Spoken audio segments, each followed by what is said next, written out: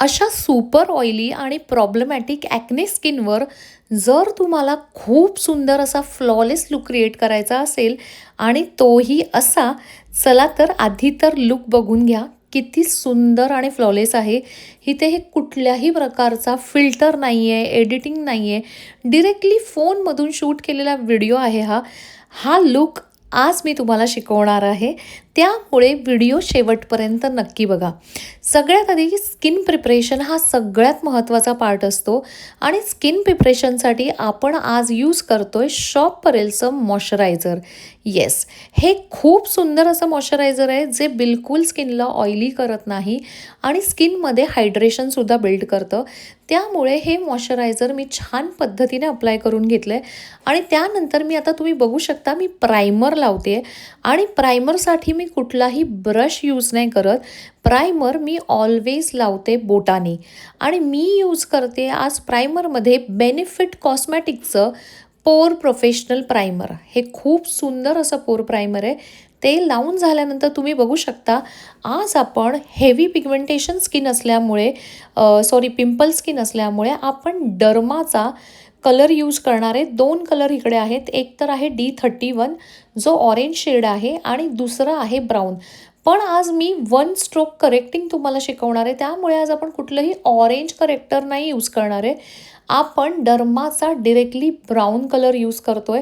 Derma use करताना कधीही प्लेटवर घ्या, छान पद्धतीने ॲक्टिवेट करा आणि मग डिरेक्टली ब्रशने अप्लाय करा.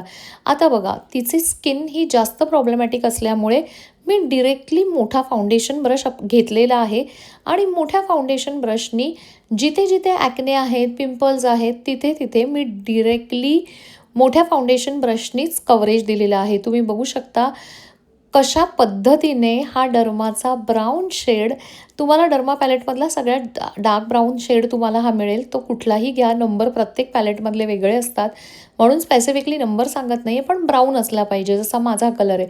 तुम्ही बघू शकता आपली 1 स्ट्रोक करेक्टिंग पटकन सगळा फेस झालेला आहे सुंदर पद्धतीने हाईड. आणि आज मी यूज करणार आहे शार्लेट टिल्बरीचं फाउंडेशन आणि शार्लेट टिल्बरीचा हा शेड आहे नंबर 7.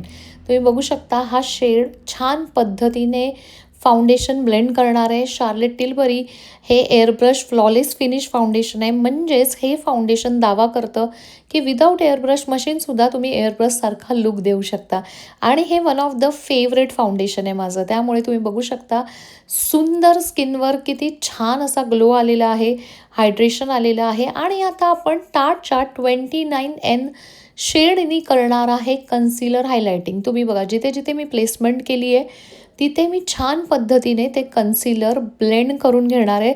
लक्षात ठेवा मी फाउंडेशनमध्ये कोरं नाही करत, तर कन्सिलर हायलायटिंगमध्ये मी फीचर्स एन्हान्स करते. आणि चला आता डोळ्याच्या खाली थोडंसं मर्च करून घेऊया आणि लॉरा मर्सियर पावडरनी पूर्ण बेसला मी करून घेणार आहे लॉक. लक्षात ठेवा बेस कधीही तुम्हाला लॉक करायचा असेल तर त्यावेळी ऑलवेज लूज पावडर यूज करा, कॉम्पॅक्ट पावडर नाही. लूज पावडर हे तुमच्या मेकअपला लाँग लास्टिंग करणार आहे आणि मेकअप जास्त वेळ ट्रान्सफर प्रूफ राहणार आहे, ड्रॅग प्रूफ राहणार आहे. आता मी आय मेकअप स्टार्ट करते. डोळ्याच्या वर कन्सिलर लावून घेतलं आहे. त्यानंतर मॅकच्या कॉम्पॅक्ट पावडरनी डोळ्याच्या वरचं कन्सिलर करून घेतलेलं आहे सेट. आज मी खूप जास्त असा सुंदर न्यूड आणि क्लासी आय मेकअप शिकवणार आहे कारण आज आपल्याला पूर्ण कॉन्सन्ट्रेशन हे रेड बोल्ड लिप्स आणि लायनरवर द्यायचं आहे. त्यामुळे बघा एक हलकासा लाईट ब्राऊन कलर मी पूर्ण आयलिडवर लावून घेतलेला आहे. सिम्पल असा लाईट ब्राऊन कलर आहे. तुम्ही बघू शकता अगदी न्यूड पॅटर्नमध्येच मला ठेवायचं आहे. खूप जास्त मला कलर नको आहे त्यामुळे मी ऑरेंजिश ब्राऊन सिलेक्ट नाही केला आहे. मी एक न्यूड असा लाईटर ब्राऊन कलर सिलेक्ट केलेला आहे.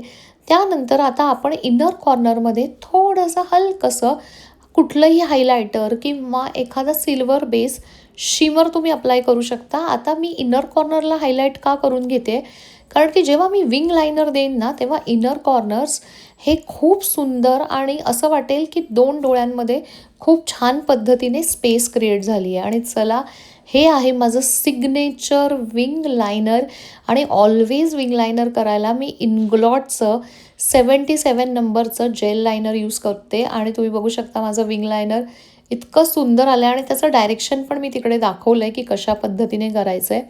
आणि विंग लायनरचा स्पेसिफिकली वेगळा व्हिडिओ मी तुमच्यासाठी यूट्यूबवर घेऊन येणार आहे. आणि आज ना डोळे थोडेसे मोठे दाखवायचे आहेत म्हणून मी आज फेरारुसीचं स्किन कलरचं काजळ यूज करते. आज मी ब्लॅक काजळ यूज नाही करत आहे.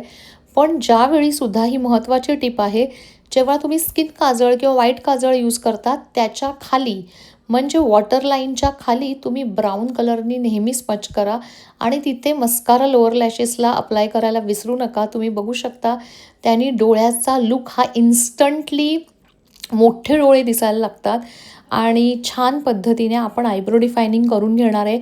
आयब्रो डिफायनिंगसाठी मी यूज केला आहे PSCचा वॉलनट वॅक्स हा शेड. जर तुम्ही अफोर्डेबलमध्ये एक छान आयब्रो डिफायनर शोधत असाल तर PSCचा वॉलनट वॅक्स हा एक डार्क ब्राऊन कलरचा शेड खरंच खूप सुंदर आहे. आणि चला आता हलकं हलकं कॉन्टोर करून घेऊया, कारण की बघू शकता मॉडेलचा फेस हा ऑलरेडी शार्प आहे, त्यामुळे मी कॉन्टोर हलकीशीच करून घेतली आहे. पण मी आज यूज करते PSCचाच अजून एक ब्लशर प्लस हायलायटर शेड आहे हा. आणि त्याचा शेडचं नाव आहे वॉर्न नाईट आणि इतकं सुंदर शेड आहे. त्यामुळे तुम्ही बघू शकता आणि बघा जिथे जिथे आज पिंपल्स होते, टेक्स्चरी स्किन होती, ती बऱ्यापैकी हाईड झाली आहे. आणि मी आज बोल्ड लिप्स करते आणि ही लिपस्टिक आहे फॅन्टी ब्युटीची अनसेन्सर्ड. ही खूप सुंदर आणि खूप फेमस लिपस्टिक आहे फॅन्टी ब्युटी या ब्रँडची. आणि बघा बोल्ड लिप्स किती क्लासी वाटत आहेत. आणि मी हा बोल्ड लिप्स आणि हा लायनर का सिलेक्ट केला, बिकॉज तिचा आउटफिट तसा होता.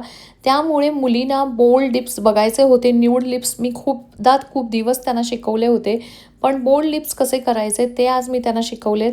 प्लस आपलं सिग्नेचर विंग लायनर. आणि तुम्ही बघू शकता बिफोर आफ्टरमध्ये स्किन किती फ्लॉलेस आणि सुंदर दिसते आहे. तुम्हाला हा ट्युटोरियल व्हिडिओ कसा वाटला मला कमेंट करायला बिलकुल विसरू नका. आणि नेक्स्ट टाईम ऑफकोर्स मी विंग लायनरचा किंवा छोटे छोटे पार्ट्समध्ये असे स्पेसिफिक व्हिडिओ घेऊन येत जाईन, कारण की तुम्हाला मला त्याच्यामध्ये डीपली एक्सप्लेन करून सांगायला नक्कीच आवडेल की कशा पद्धतीने काय करेक्टर्स यूज करू शकता, लायनर कसे करू शकता, आयब्रो डिफायनर कसे करू शकता. ट्युटोरियल आवडलं तर नक्की आपल्या चॅनलला सबस्क्राईब करा आणि लाईक करायला विसरू नका.